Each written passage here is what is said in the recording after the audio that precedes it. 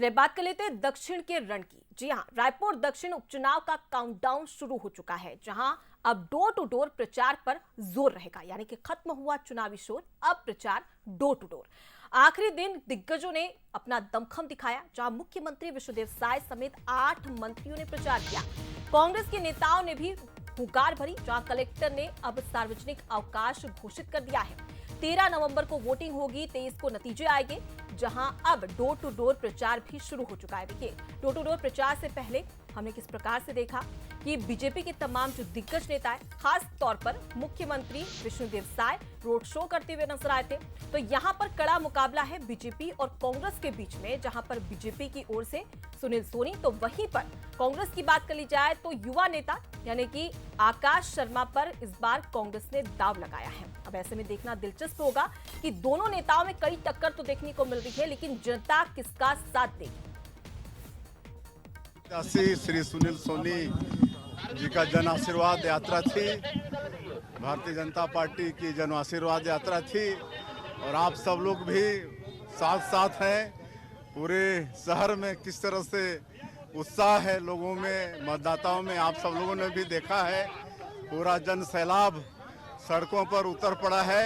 सुनील सोनी जी जीतेंगे तभी रायपुर दक्षिण का विकास होगा, यहाँ की मतदाता जानती है। इसलिए भारी मतों से भारतीय जनता पार्टी को जिताने वाली है।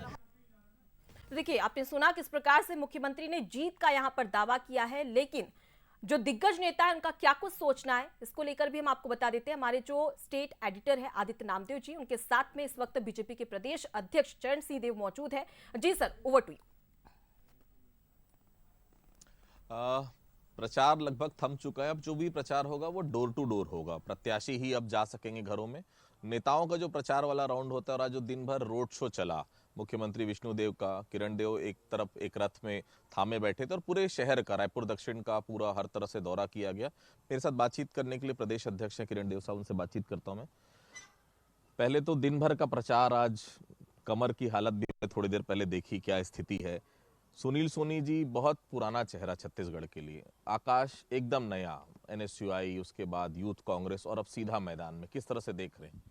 नहीं देखिए, और मैं इस बात को बड़े विश्वास के साथ कहता हूँ कि जहाँ तक रायपुर दक्षिण विधानसभा की बात है कहें हम, तो विगत 40 वर्षों से दक्षिण विधानसभा की श्रेष्ठ जो जनता है और उन लोगों ने भारतीय जनता पार्टी के ऊपर विश्वास व्यक्त किया और उनका स्नेह आशीर्वाद मिला, और इसी का परिणाम है कि लगातार 40 वर्षों तक भारतीय जनता पार्टी के प्रत्याशी के रूप में बृजमोहन अग्रवाल जी और वरिष्ठ नेता हैं हमारे, वो लगातार वहाँ से विधायक और मंत्री और अब सांसद भी हैं। तो बड़ा ही विश्वास है भारतीय जनता पार्टी के ऊपर। जहाँ तक सुनील सोनी जी का विषय है, सुनील सोनी जी हमारे वरिष्ठ नेता हैं, हमारे संगठन के विभिन्न दायित्वों में रहे हैं प्रांत के, और विभिन्न जिलों के प्रभारी, प्रदेश के उपाध्यक्ष, महापौर, सांसद। तो राजनीति का अनुभव भी है और कोई नया चेहरा नहीं है। हर परिवार, हर घर में उनकी दस्तक है, उनकी पहुंच है, और जनता का प्यार और आशीर्वाद जैसे विगत 40 वर्षों से मिल रहा है, मुझे विश्वास है कि वैसा ही विश्वास और उनको भारतीय जनता पार्टी को इस बार भी उनका उपचुनाव में मिलेगा। ये कह रही है कांग्रेस की सुनील सोनी को अकेला थकेला आपने छोड़ दिया है, केवल बृजमोहन जी को छोड़ दिया उनके पीछे, बाकी सभी नेता आज ही नजर आया, बाकी सब गायब हो गए। बृजमोहन जी आप देखो, हम सब अलग हैं, ऐसा कुछ था क्या? वैसे आकाश को भी हमने देखा, 2-3 दिन से ही बड़े नेता नजर आ रहे हैं, बाकी आकाश को भी छोड़ दिया गया। तो क्या उपचुनाव में बहुत ऐसा नहीं दिखता कि बड़े नेता साथ हैं? नहीं, बिल्कुल गलत बात है। भारतीय जनता पार्टी के प्रत्येक कार्यकर्ता दक्षिण विधानसभा में, हमारी बूथ की संरचना, हमारे शक्ति केंद्र की टीम, हमारे सभी मंडल की टीम, उसके अंतर्गत जितने भी मंडल आते हैं, और हमारे सभी वरिष्ठ नेता, आप देख लीजिए कि जितने भी हमारे वरिष्ठ नेता हैं सभी किसी न किसी मंडल और किसी न किसी कार्य योजना के प्रभार में हैं, और लगातार अनवरत और जनता के संपर्क में, डोर टू डोर संपर्क करने का मामला हो या योजना आयोग, जिस तरीके से चुनावी रणनीति बनाने में सबकी महत्वपूर्ण बैठकों में उपस्थिति रहती है।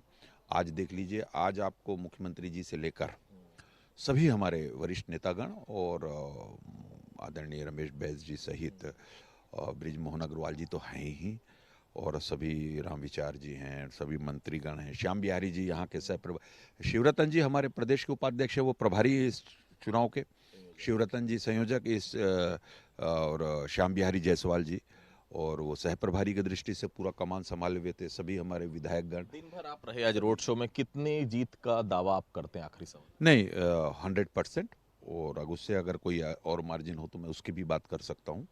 मैंने कहा है इस चीज़ को कि एक तो हमारे पास भारतीय जनता पार्टी में हमारे देश के नहीं, विश्व के सर्वाधिक लोकप्रिय नेता आदरणीय प्रधानमंत्री जी की जो योजनाएं हैं वो सभी घर परिवार के लिए उनको जो मिल रही है, और साथ ही विष्णुदेव साय जी हमारे मुख्यमंत्री सहज सरल रूप से अपनी योजनाओं का क्रियान्वयन तत्परता से कर रहे हैं, जनता को उसका लाभ मिलता दिखता हुआ है। जो 5 वर्ष कांग्रेस की सरकार में विकास थम सा गया था, रुक गया था, बंद हो गया था, और चाहो पूरे छत्तीसगढ़ में त्राहिमाम था, अपराध का गढ़ बन गया था। अब सांस ले रहे हैं पूरे अच्छे से, सारे जनता इस बात से सुख है कि बहुत अच्छे से व्यवस्थित रूप से, और छत्तीसगढ़ का इंफ्रास्ट्रक्चर का डेवलपमेंट हो, चाहे योजनाओं का क्रियान्वयन हो, वो तेजी से चल रहा है। देखिए, दावा 100% जीत का है। निश्चित तौर पर 13 तारीख को देखिए मतदान होना, सुबह 7 बजे से लेकर शाम को 6 बजे जी। तक, और 23 तारीख को नतीजे आ जाएंगे, और इन दावों में कितना दम है 23 तारीख को पता चल जाएगा। लेकिन फिलहाल सुनी सुनी एक्सपीरियंस नेता, इसमें कोई दो राय, नया चेहरा आकाश के रूप में कांग्रेस ने दिया है। जनता के ऊपर छोड़ देना चाहिए। 13 तारीख को मतदान है और 23 तारीख को इंतजार करना चाहिए नतीजों का, ताकि स्थिति साफ हो पाए। बिल्कुल आदित्य जी, तो देखा जा सकता है कि किस प्रकार से दिग्गज नेता भी यहाँ पर जीत के दावे कर रहे हैं। फिलहाल के लिए बहुत शुक्रिया तमाम जानकारी हम तक पहुंचाने के लिए।